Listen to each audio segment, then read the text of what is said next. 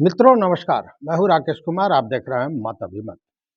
मित्रों, बिहार में और खासकर पूर्वी और पश्चिमी चंपारण में हंगामा है। किसानों में हंगामा है, वैसे लोगों में हंगामा है, दहशत है, परेशान हैं, जो बेतिया राज से जुड़े जमीन पर रह रहे हैं या यूं कहे कि अतिक्रमण किए हुए हैं सरकारी भाषा के अनुसार। और उन सारे लोगों को नोटिस दिए जा रहे हैं कि आप इस जगह को खाली कराइए, अन्यथा बुलडोजर चलेगा। अब ये बुलडोजर शब्द जो यूपी से चलकर अब बिहार में आ गया है, यह दहशत का माहौल कायम किए हुए है। मित्रों, आप जानते हैं कि बेतिया राज के 15,000 एकड़ से ज्यादा भूमि बेतिया राज के पास है और इसमें लगभग 60% ऐसे जमीन है, 60% जमीन है जो अतिक्रमण उनका हुआ है। हालांकि जो बिहार सरकार ने एक अधिनियम बनाया, बेतिया राज संपत्ति अधिनियम, उसके तहत उन्होंने बेतिया राज की सारी संपत्ति को बिहार सरकार ने अपने अधीन कर लिया। लेकिन अब उस जमीन को खाली कराने की चर्चा चल रही है कि जमीन को अतिक्रमण मुक्त कराया जाए और इसी को लेकर लगातार नोटिस जारी किया जा रहा है। लेकिन इस वीडियो को अंत तक जरूर आप सुनिएगा, इसलिए कि इसमें जो चीजें मैं अंत में कहने जा रहा हूं वह निश्चित रूप से आपके दिमाग में भी वो सारी चीजें आ रही होंगी। मित्रों, पूर्वी चंपारण में 7,648 एकड़ जमीन है और लगभग जो ये जो जमीन है इसमें भी बहुत अतिक्रमण है और इन अतिक्रमणों में 6,000 से ज्यादा ऐसे मामले हैं जिसके जमाबंदी को रद्द करने के लिए कार्रवाइयां शुरू कर दी गई है।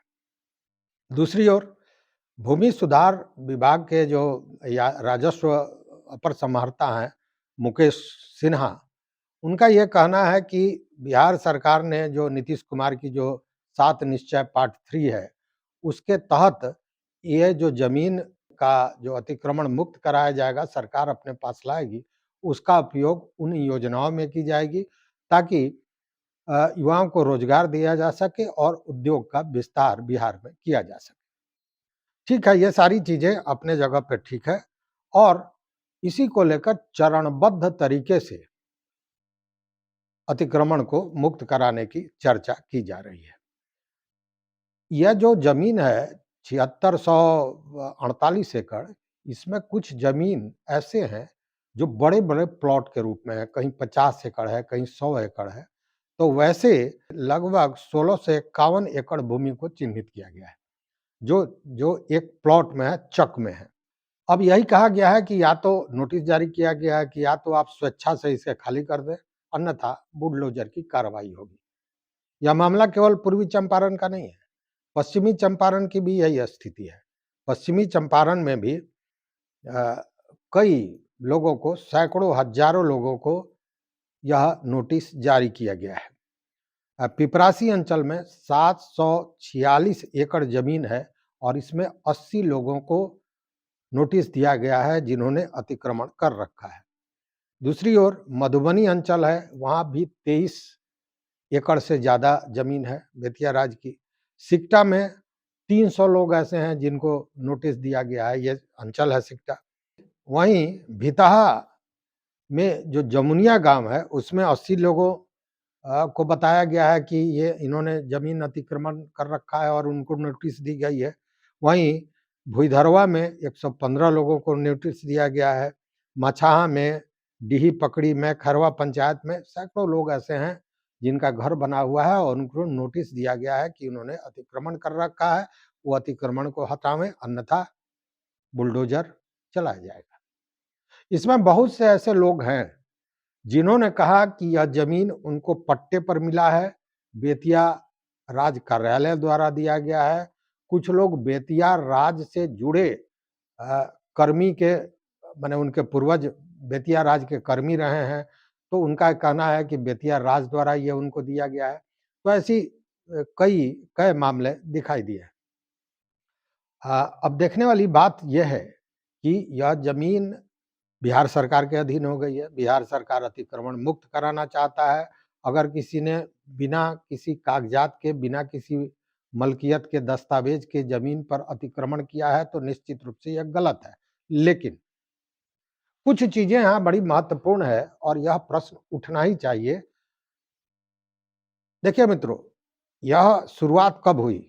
जब राजस्व भूमि सुधार विभाग द्वारा जो सर्वे का काम है वो शुरू हुआ, और उसी समय आपको याद होगा कि के पाठक राजस्व परिषद के अध्यक्ष बनाए गए और उन्होंने इस मामले को आगे किया।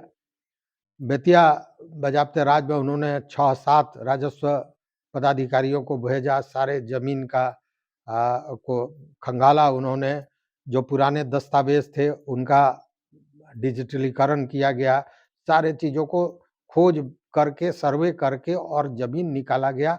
शुरू में तो कम था, लेकिन बाद में वो ज़मीन बढ़ता चला गया और 15,000 एकड़ से ज़्यादा ज़मीन बेतिया राज का निकला। केवल पूर्वी और पश्चिमी चंपारण में ही नहीं, उसके अलावा अन्य जगहों पर, यूपी में भी कई जगह, इलाहाबाद में, गोरखपुर में ज़मीन निकला।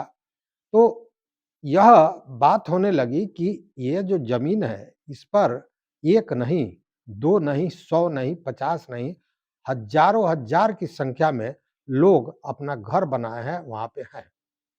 और मामला तब उखड़ा, आपको याद होगा, जब गोरखपुर के बेतिया हाता में, जब यहाँ से जो राजस्व परिषद के पदाधिकारी गए थे और उस ज़मीन को खाली कराने के लिए सर्वे कराने गए, तो वहाँ पे हंगामा मचा। और सबसे महत्वपूर्ण बात ये थी कि वहाँ पे जितना ज़मीन आम आदमी अतिक्रमण किया था, उससे ज़्यादा यूपी सरकार ने अतिक्रमण किया था। यहाँ तक कि आयुक्त का कार्यालय, आयुक्त का जो भवन है, वो सारा बेतिया राज के ज़मीन में ही चल रहा था। स्कूल है, पानी टंकी है, सड़क है, ये सारे बेतिया राज के ज़मीन में, जो बेतिया हाता कहा जाता है, उस पर अवस्थित था। और तब के पाठक ने कहा कि ज़मीन को तो हमने चिन्हित कर लिया, लेकिन ज़मीन का जो अतिक्रमण मुक्त कराया जाएगा, मतलब ज़मीन को सरकार अपने हाथ में लेगी, उसके लिए एक नियमावली बनना चाहिए। क्योंकि बिहार सरकार ने बेतिया राज संपत्ति अधिनियम तो बना दिया, लेकिन उसका अतिक्रमण से उसको हटाने के लिए क्या नियमावली होना चाहिए, उस अधिनियम क्या क्या नियम होगा, क्या नियमावली होगा, वह नहीं बन पाया था। हालाँकि यह बताया जाता है, हमने भी बताया था कि वह अंतिम रूप दे रहे थे के पाठक, इसी बीच उनका ट्रांसफ़र हो गया और वो बिहार से चले गए केंद्रीय प्रतिनियुक्ति पर। उसके बाद सर्वे का हंगामा हुआ, कुछ दिन तक ये मामला ठंडा हुआ, लेकिन सरकार जैसे ही बनी है कि फिर यह ज़ोरों-शोरों से चलने लगा है। लेकिन कुछ प्रश्न हैं और यह प्रश्न आज की के दिन में इसकी आवश्यकता भी है, इसकी ज़रूरत भी है और सरकार को भी इन चीज़ों को देखना चाहिए, ताकि देखिए सरकार का मूल उद्देश्य क्या है? सरकार का मूल उद्देश्य होना चाहिए नागरिकों के हितों की सुरक्षा करना, नागरिकों के सुविधाओं को देखना।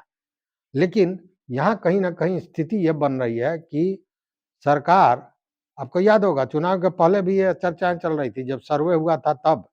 सर्वे को लेकर भी, भूमि सर्वेक्षण जो हो रहा था उसको लेकर भी और बेतिया राज को लेकर भी, कि सरकार चाहती है कि एन-केन प्रकारेण जमीन को अपने हाथ में ले लिया जाए और उसका राजनीतिक लाभ दिया जाए, मतलब बास्केट का पर्चा बाँटकर।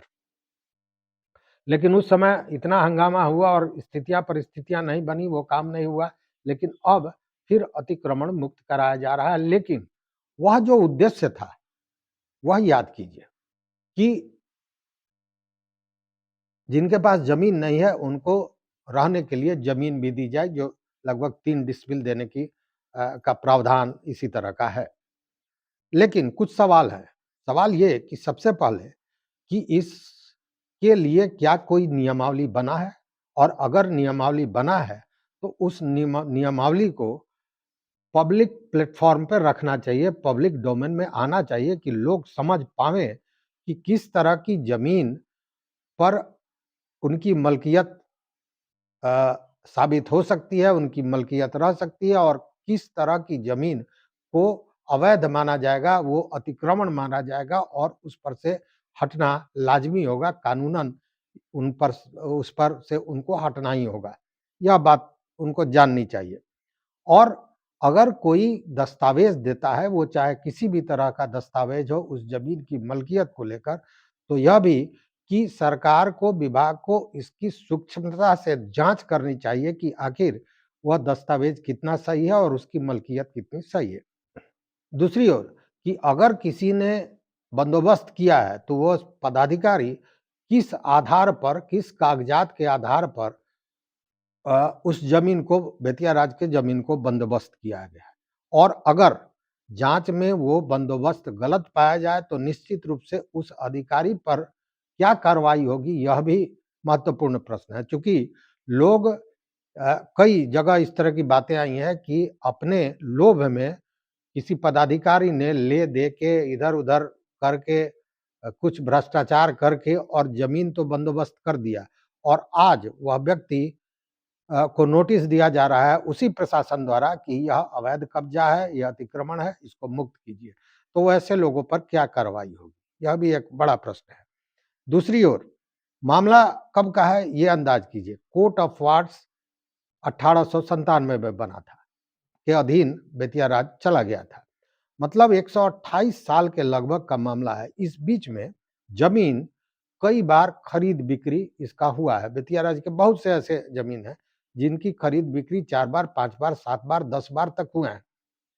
अब आज जो जमीन बेच दिया, वह 128 साल तक या 100 साल तक, 50 साल तक जो जमीन बिक गया, उसका के कागज़ात को संरक्षित नहीं रख पाया है। वैसे में जो बाद में जमीन खरीदा है, उसके लिए उस स्रोत तक पहुँच पाना बड़ा मुश्किल है कि पहली बार वह ज़मीन जिसने बेचा, जिसको बंदोबस्त किया गया था, तो उसका आधार क्या था? यह कागज़ात मिलना बड़ा मुश्किल है और मिल भी नहीं रहा है, जिसके चलते लोग हाय तौबा मचाए हुए हैं। और और इसके साथ एक सबसे बड़ा मुद्दा ये है कि वैसे बहुत से लोग हैं जिनके पास बास्कित का कोई जगह नहीं है, घर नहीं है, ज़मीन नहीं है, जिसके चलते वो एक छोटे से टुकड़े पर ज़मीन के बस गए हैं और आज से नहीं, 50 साल से, 100 साल से वहाँ पे रह रहे हैं। उन पुश्त दर पुश्त उसी ज़मीन पर हैं। आज अगर उनको हटा दिया जाता है, तो वो बेघर हो जाते हैं। वैसे में सरकार उनके लिए क्या सोच रही है, यह भी एक बड़ा महत्वपूर्ण प्रश्न है। मतलब इस पूरे वीडियो का लब्बो-लुआब यही है कि सरकार को चाहिए कि इस अतिक्रमण मुक्त कराने के पूर्व एक नियमावली जो के पाठक बना रहे थे, वैसा एक नियमावली पब्लिक डोमेन में होना चाहिए जिससे लोगों को यह स्पष्ट समझ में आ जाए कि यह ज़मीन हमारी है, यह ज़मीन हमारे नहीं है। आज ही हमारे देखिए लगातार फ़ोन पे फ़ोन आ रहा है, हमारे व्हाट्सएप पर भी बहुत से मैसेज आए हैं। एक मित्र हैं जो ढाका के रहने वाले हैं और उन्होंने यह बताया कि उनके बाबा के पिताजी या मतलब उनके पूर्वज बेतिया राज के गुमास्ता थे और बेतिया राज द्वारा उनको ज़मीन यह दिया गया था जिस पर वो काम कर रहे थे, माने उनके पूर्वज रह रहे थे और बाद में उस ज़मीन को उनको बंदोबस्त किया गया। लेकिन उनके पास भी पहुँच गया है नोटिस। अब यहाँ परेशानी यह है कि जो ओरिजिनल पेपर है 100 वर्ष के बाद उनके पास सुरक्षित है या नहीं है, यह बहुत बड़ी बात है। और क्या वैसे जो मामले हैं उस पर सरकार क्या करेगी, गंभीरता से विचार करेगी, क्या उसका जाँच होगा?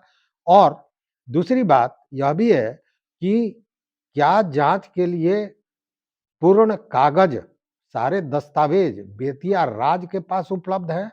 यह भी नहीं है। चूँकि बेतिया राज के कागज़ात भी जो लेखागार हैं उससे बहुत गड़बड़ हुआ है, इधर-उधर गया है, बहुत से पन्ने फाड़ लिए गए, ये सारी चीज़ें हुई जिसको बाद में के पाठक ने उस पर रोक दिया, बंदिश लगा दी कि कोई भी बाहरी व्यक्ति, आम आदमी वहाँ नहीं जा सकता है। तो यह सारा खेल होता रहा है बेतिया राज को लेकर। अब देखने वाली बात है कि सरकार इसमें क्या करती है, चूँकि हाहाकार मचा हुआ है लोगों में, हज़ारों-हज़ारों लोग ऐसे हैं, जिन्होंने अपने जीवन भर की कमाई लगाकर उस ज़मीन पर अपना घर बनाया है, अपना आशियाना बनाया है। अब सबको बुलडोज़र का भय सता रहा है। तो सरकार इस पर क्या करती है? क्या कोई नियमावली बनाएगी? और बिना नियमावली बनाए अगर सरकार सीधे नोटिस देकर और बुलडोज़र का भय दिखाकर हटाना चाहती है, तो निश्चित रूप से इसे सही तरीका नहीं कहेंगे। यह तो एक तरह से कहें कि जिस तरह भू-माफिया करते हैं, उसी तरह से सरकार का ये एक्ट या जो कार्रवाई है, उसको कहा जाएगा। तो मित्रों, इस पर आपकी क्या राय है ज़रूर बताइएगा। देखते रहिए मत अभिमत। चैनल पर ना हो तो सब्सक्राइब कीजिए, लाइक कीजिए, दोस्तों के साथ शेयर कीजिए और अपना विचार ज़रूर दीजिए। बहुत-बहुत धन्यवाद। कोटिशः आभार।